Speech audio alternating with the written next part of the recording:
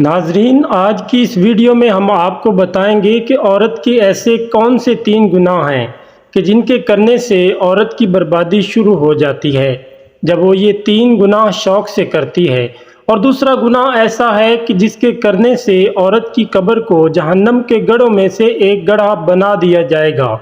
انتہائی سبق آموز واقعہ ہے، اس ویڈیو کو آخر تک ضرور ملاحظہ فرمائیں۔ بسم اللہ الرحمن الرحیم۔ ناظرین، جب عورت 3 گناہ کرتی ہے تو اس کی زندگی برباد ہو جاتی ہے۔ آخر وہ کون سے 3 گناہ ہیں جو عورت کو برباد کرنے کا ذریعہ بنتے ہیں؟ نمبر 1، شوہر کی نافرمانی کرنا۔ یاد رہے، شوہر کی نافرمانی اللہ تعالیٰ کی فرما برداری پر پانی پھیر دیتی ہے، قبولیت کے دروازے بند کر دیتی ہے۔ ایک انسان کی بربادی اس وقت شروع ہو جاتی ہے جب اس کے لیے رحمت کے دروازے بند کر دیے جاتے ہیں، جب اس کے لیے برکت کے دروازے بند کر دیے جاتے ہیں۔ یاد رہے، اسلام میں عورت کو شوہر کی مکمل فرما برداری کا حکم دیا گیا ہے۔ اگر شوہر بیوی کو کسی بات سے منع کر دے تو بیوی کے لیے شوہر کی بات ماننا لازم ہی نہیں، فرض ہے۔ اگر نہیں مانے گی تو گناہ گار ہوگی۔ ناظرین، ایک صحابی کہیں لمبے سفر کو جا رہے تھے۔ جانے سے پہلے اس نے ضرورت کا سارا سامان اپنی بیوی کو مہیا کیا۔ جانے سے پہلے کہہ کے گیا کہ جب تک میں گھر واپس نہ آ جاؤں تب تک میرے بغیر تو نے گھر سے باہر قدم بھی نہیں رکھنا، کہیں نہیں جانا۔ ضرورت کا کھانے پینے کا سارا سامان، تمام اشیاء بیوی کے ہاں مہیا کر کے گھر سے روانہ ہو گیا۔ کچھ دن بعد اس عورت کو پتہ چلا کہ اس کا باپ بیمار ہو گیا ہے۔ اب اس سے باپ کی دیکھ بھال کرنے کے لیے باپ کے پاس جانا ہے۔ اب اس صحابیہ عورت نے نبی کریم صلی اللہ علیہ وسلم کی بارگاہ میں ایک پیغام بھجوایا اور کہا، یا رسول اللہ صلی اللہ علیہ وسلم، میرا باپ بیمار ہے، زندگی موت کی جنگ لڑ رہا ہے۔ میرا شوہر سفر کے ارادے سے گیا ہوا ہے اور میرے شوہر نے کہا تھا جب تک میں واپس نہ آ جاؤں تو نے گھر سے باہر قدم نہیں رکھنا، میری نافرمانی نہیں کرنی۔ یا رسول اللہ، آپ مجھے بتائیں میں کیا کروں؟ میرا باپ بیمار ہے، زندگی موت کی کشمکش میں ہے۔ میرے کریم نبی نے فرمایا، ایسا کرو، اپنے شوہر کی فرما برداری کرو، یہی تمہارے حق میں بہتر ہے۔ بیوی شوہر کی فرما برداری کرتے ہوئے باپ کی عیادت کے لیے نہ گئی۔ کچھ دن بعد پتہ چلا کہ باپ فوت ہو گیا۔ وہ سوچنے لگی، اب میں کیا کروں؟ باہر جاتی ہوں تو شوہر کی نافرمانی ہوتی ہے، دوسرا باپ دنیا سے رخصت ہو گیا ہے اور ان سے آخری ملاقات تو نہ ہو سکی، لیکن آخری دیدار تو ضروری ہے۔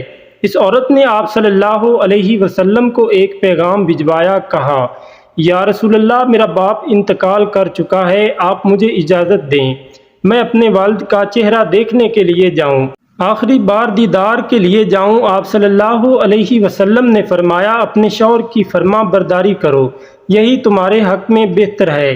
تمہارا شوہر جو کہہ کے گیا تھا کہ میرے بغیر تو نے گھر سے باہر نہیں نکلنا، شوہر کی فرما برداری کرو۔ اس عورت نے ایسا ہی کیا، اپنے گھر میں رہی۔ باپ بیمار ہوا، نہیں گئی، باپ فوت ہو گیا، یہ عورت نہیں گئی، باپ کے مر جانے پر بھی شوہر کی نافرمانی نہیں کی۔ کچھ دن بعد شوہر بھی واپس آ گیا۔ اب یہ دونوں میاں بیوی آپ صلی اللہ علیہ وسلم کی بارگاہ میں باپ کی مغفرت کے لیے دعا کروانے گئے۔ جب آپ صلی اللہ علیہ وسلم نے اس عورت کو دیکھا تو آپ صلی اللہ علیہ وسلم نے فرمایا، اے عورت، مبارک ہو تجھے جو تو نے اپنے شوہر کی فرما برداری کی ہے کہ تیرے شوہر نے کہا تھا کہ تو نے گھر کے اندر ہی رہنا ہے، گھر کی 4 دیواری میں رہنا ہے، باہر نہیں نکلنا۔ جو تو نے شوہر کی فرما برداری کی ہے، تیرے شوہر کی فرما برداری کے صدقے اللہ نے تیرے باپ کی بخشش کر دی ہے۔ شوہر کی فرما برداری کا مقام یہ ہے کہ باپ کی بخشش کا ذریعہ بن گیا۔ جو عورتیں شوہر کی نافرمانیاں کرتی ہیں وہ اللہ تعالیٰ کی رحمت سے دور ہو جاتی ہیں، اللہ کی غضب کا نشانہ بنتی ہیں۔ عورت کی بربادی کا دوسرا گناہ، جب وہ اپنے شوہر کے سامنے اس کی ماں کے خلاف ایسے ایسے جملے بولتی ہیں، ایسی ایسی باتیں کرتی ہیں جو بیٹے کو ماں سے دور کر دیتے ہیں، ان کے دل میں ماں کے لیے نفرت پیدا کرتی ہیں۔ یہ جملے بیوی کی بربادی کا ذریعہ بنتے ہیں۔ حضرت سیدنا عیسیٰ علیہ السلام کہیں جا رہے تھے، جاتے جاتے آپ کا گزر ایک قبرستان سے ہوا۔ آپ علیہ السلام نے دیکھا کہ ایک عورت ہے جو قبر کے سرہانے بیٹھی زاروں کی طرح رو رہی ہے۔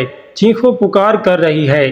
حضرت سیدنا عیسیٰ علیہ السلام اس عورت کے قریب آئے، پوچھا عورت تو کون ہے اور کس کی قبر پہ بیٹھ کے رو رہی ہے؟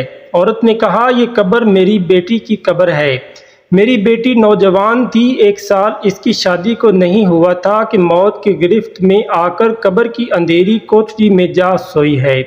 میرا کوئی عزیز و اقارب نہیں ہے، میرے رشتہ دار نہیں، میرے ماں باپ فوت ہو گئے ہیں، میں ایک ہی تھی اور اس کے بعد ایک میری بیٹی تھی۔ اللہ نے میری بیٹی کو سنبھال لیا، اب میں رو رو کے موت مانگ رہی ہوں، یا اللہ مجھے بھی اپنی بیٹی کے ساتھ سلا دے۔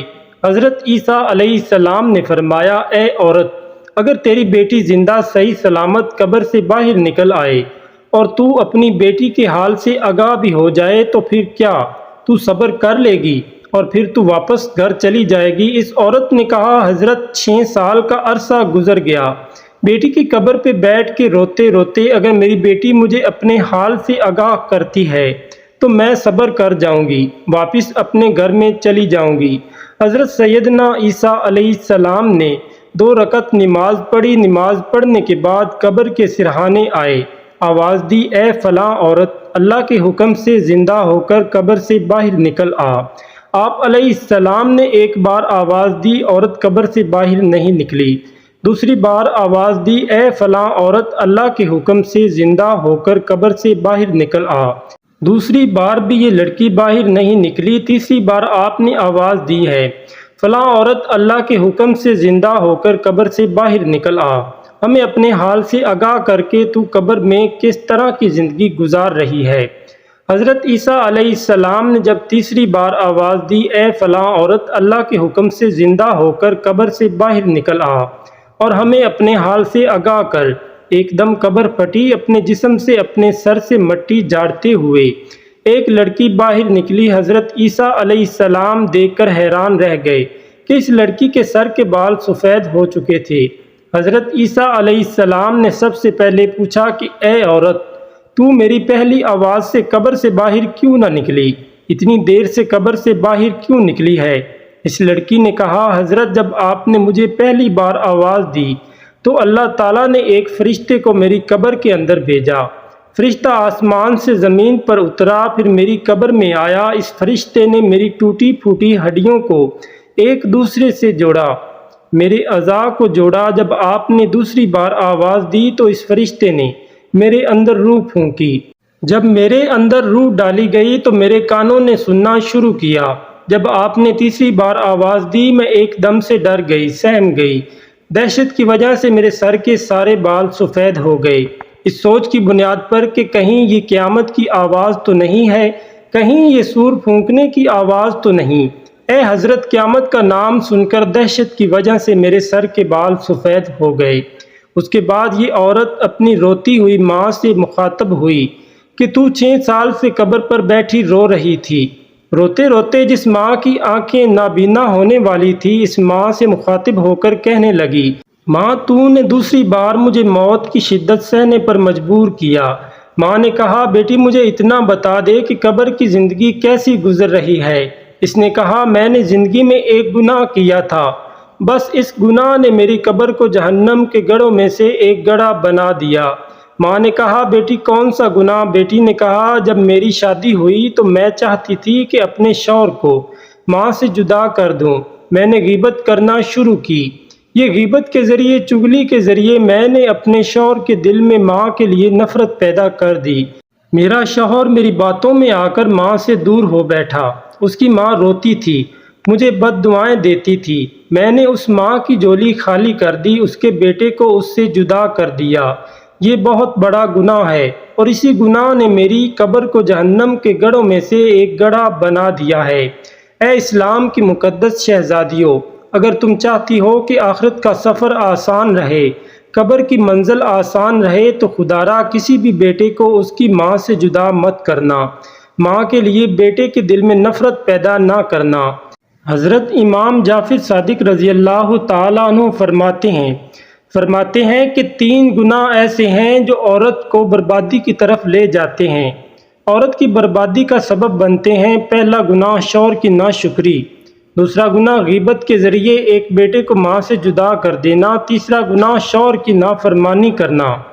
اللہ پاک سے دعا ہے کہ اللہ پاک ہمیں دنیا اور آخرت کی تمام کامیابیاں نصیب فرمائے، آمین۔